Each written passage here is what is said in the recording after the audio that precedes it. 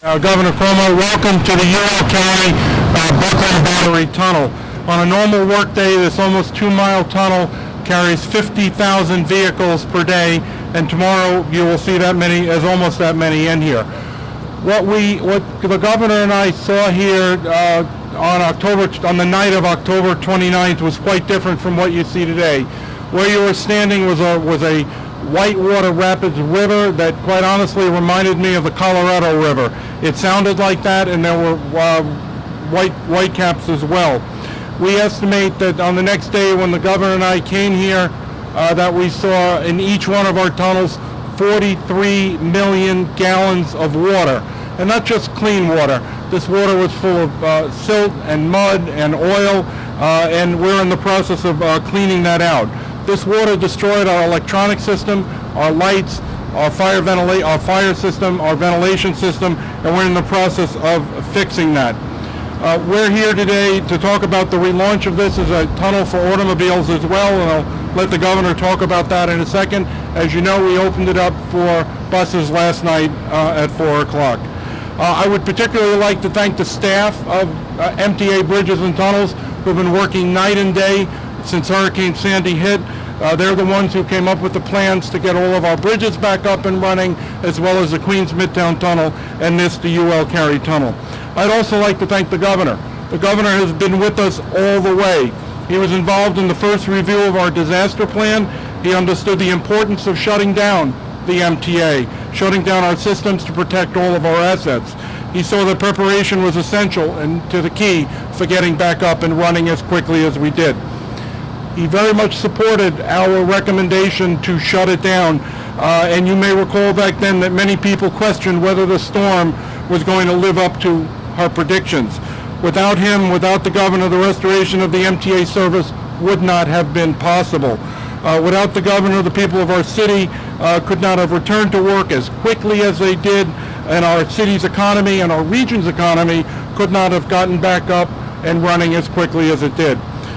The MTA, I'm fond of saying over and over again, represents a circulatory system. It represents the veins and the arteries of our region. This is one of our arteries, and it's about to be opened up again. It is extremely important for the region. It's extremely important for the city of New York because it connects Brooklyn as well as Staten Island to the borough of Manhattan. Thank you, Governor, for all of your help and support. It's now my pleasure to introduce the 56th Chief Executive of the Empire State, Governor Andrew Cuomo. Thank you.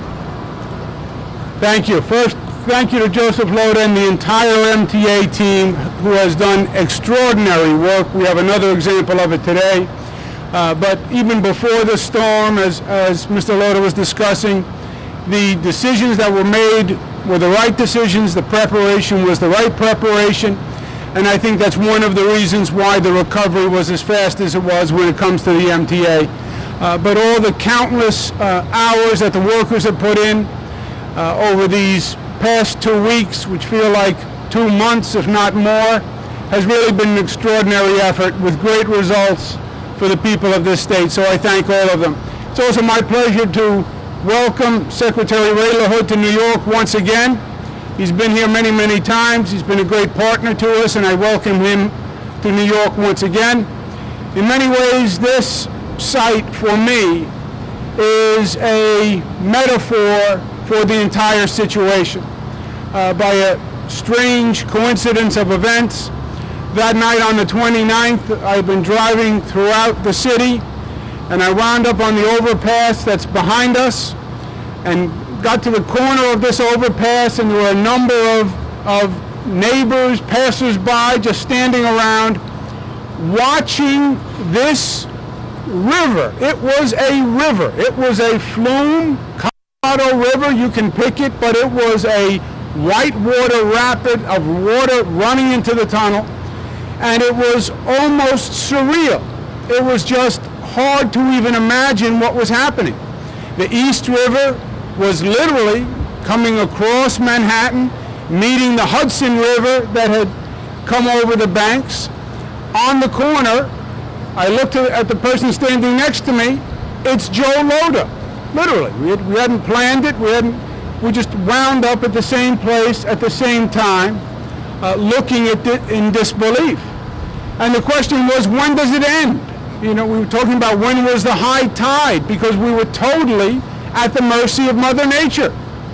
And the water was coming, and there was nothing we could do about it.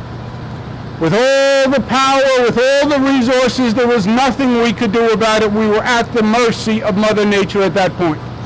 And frankly, we're lucky that it stopped where it did. That's what happened that night. Over the past 2 weeks, one of the tubes is reopening on this tunnel for service both ways for cars and buses. When you saw this tunnel just a week ago, it was filled with water floor to ceiling. It defied belief what was in this tunnel. And now 15 days later, one of the tubes will open. The other has more significant damage, which will take an additional several weeks. But the work of the MTA, the decisions of the MTA, how people have come together is a story of the rebirth and the rebuilding that you're seeing all through the metropolitan area. And Mr. Secretary, this tunnel also tells the story of New York. When this was first proposed, it wasn't proposed as a tunnel. It was proposed as a bridge to join Lower Manhattan and Brooklyn. And there was significant disagreement about having another bridge at the tip of Manhattan because it would ruin the skyline of Manhattan. So they decided not to build the bridge and to instead do a tunnel. Eleanor Roosevelt was one of the great critics of building a bridge at that time. And they said, well, how do we build the tunnel? No one has built a tunnel that long before. 1.7 miles was the longest contiguous tunnel at that time that had ever been built. So they weren't even sure that they could do it. But they were New Yorkers, Mr. Secretary, and they said, we will do it. We'll find a way. It doesn't matter that it's never been done before. We'll do it for the first time. We'll do it right here in New York because that's who we are. And they built the Brooklyn Battery Tunnel, now renamed the UL Carey Tunnel. But that was the spirit of New York.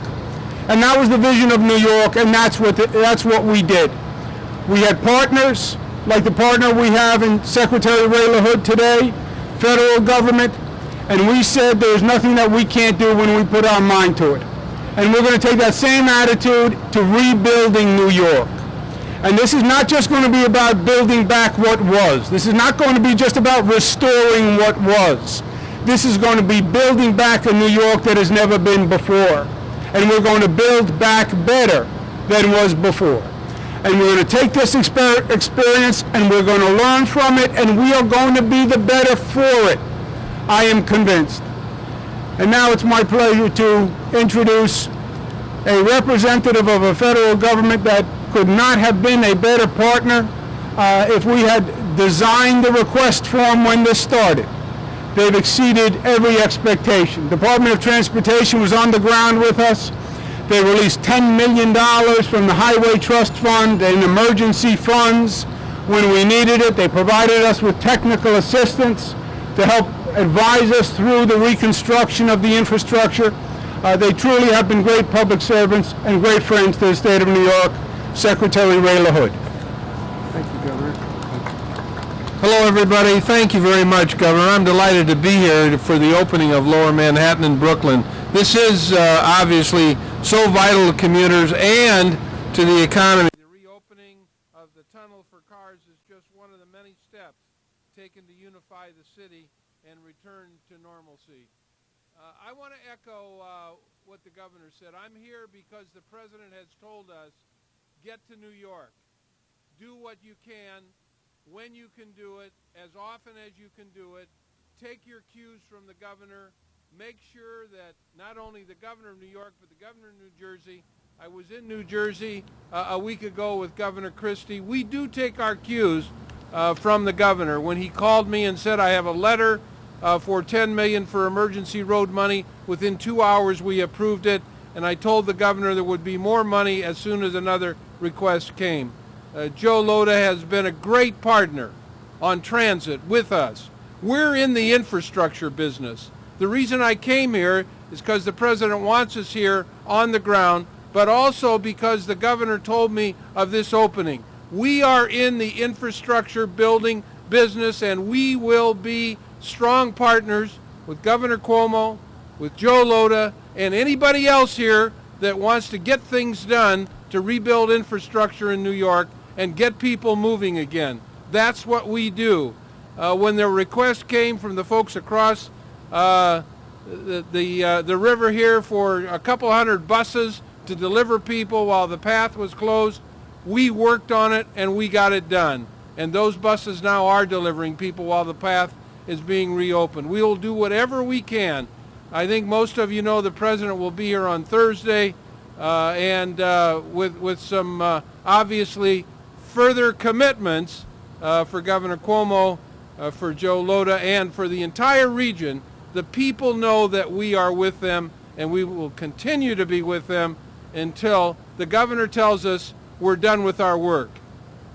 I don't think that day will ever come, but when it does, we'll be grateful for the great leadership of Governor Cuomo. Thank you very much. Thank you. Questions?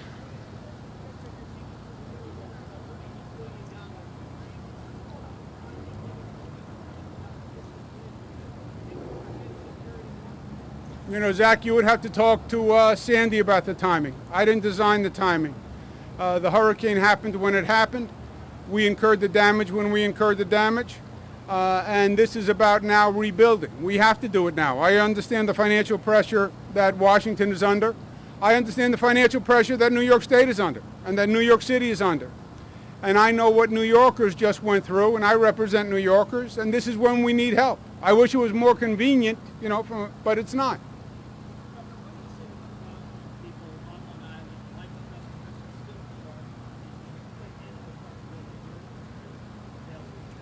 Look, I have said, I announced today that I want to do a Moreland Commission to study the entire power system, energy system, and learn from this situation and redesign a system that goes, that is better prepared in the future. We have two alternatives, right? You could either look at the situation and say, well, it's never going to happen again. That was it. It was a fluke. It was once in 100 years. So let's rebuild and we go on with life. Or option two is you say, I think there's been a pattern of these extreme weather conditions, and they've been happening with increasing frequency, and I think something like this is going to happen again. That's the school I come from. I believe something like this is going to happen again. I think we need to be better prepared. We need to learn from it. We lost 43 New Yorkers in this crisis, in this tragedy.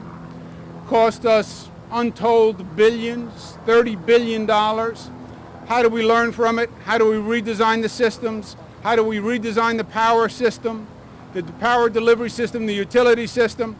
And that's what a Moreland Commission is going to do. And whatever their recommendations are, I want to get back with the legislature at the beginning of next year, incorporate them, and come up with a better system. Many of these systems were failing to begin with. I talked about consolidating LIPA and the other energy agencies in my campaign 2 years ago. Hopefully now we're going to have the political will to actually do something about it.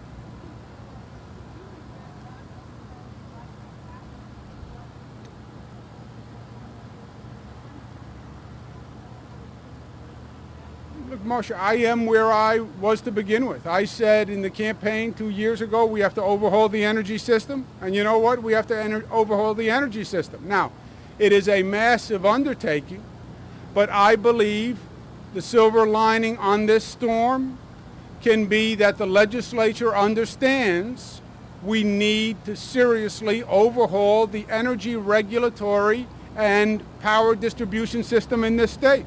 It is a massive undertaking. It's going to be very disruptive. I understand that, but I don't think we have a choice. And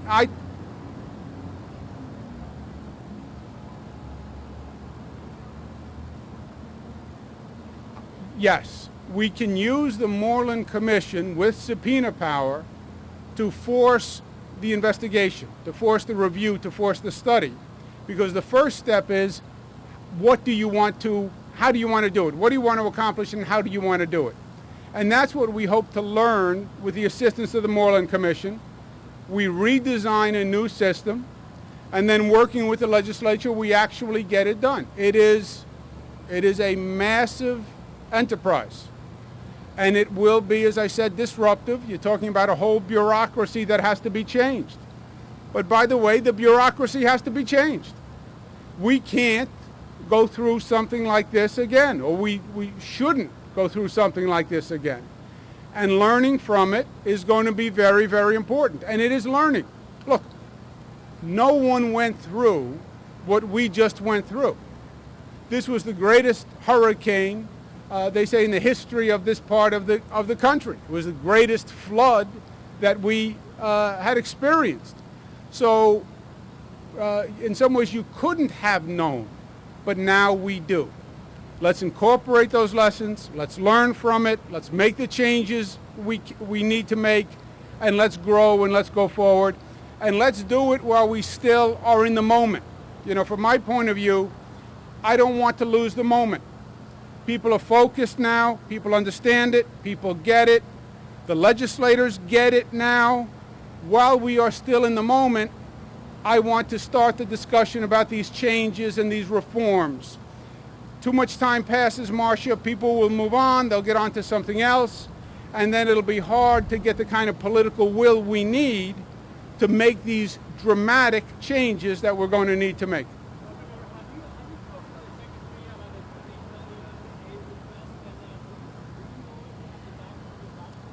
I don't know that the Department of Transportation alone can fund the $30 billion. They have a lot of money, but I don't know. You don't have $30 billion. No. See how quick he was on the answer? He contemplated it first, I want you to know, and he wishes he could do it for us. The $30 billion request is for a supplemental appropriation. It's not from any agency's budget. It would be money that Congress appropriates above and beyond these agency budgets. I'm sure the Secretary is with us in spirit, but it's going to be congressional action that's required.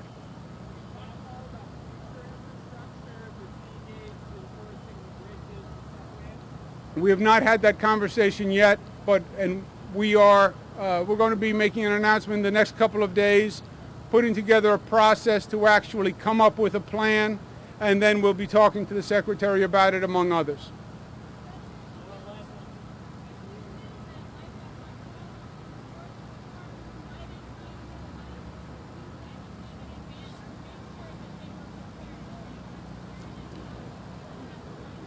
Yeah.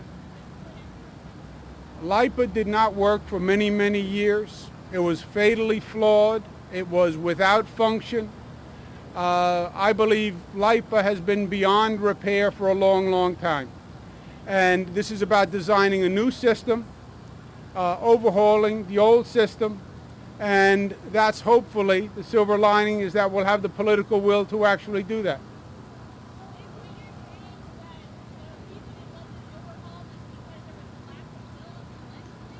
I don't believe you can fix it. I believe it has to be overhauled, and you need a new system.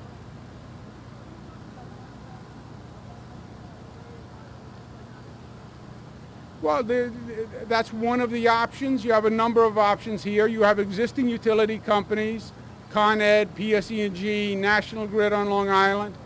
I don't want to get ahead of the Moreland Commission, but that's the question. What is the best system, the best structure to provide the utilities, and what is the best system to regulate them?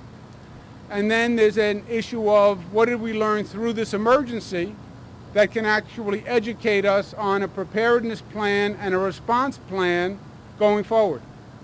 But it's not going to be about tinkering on the edges. Many of these systems we know haven't worked for many, many years.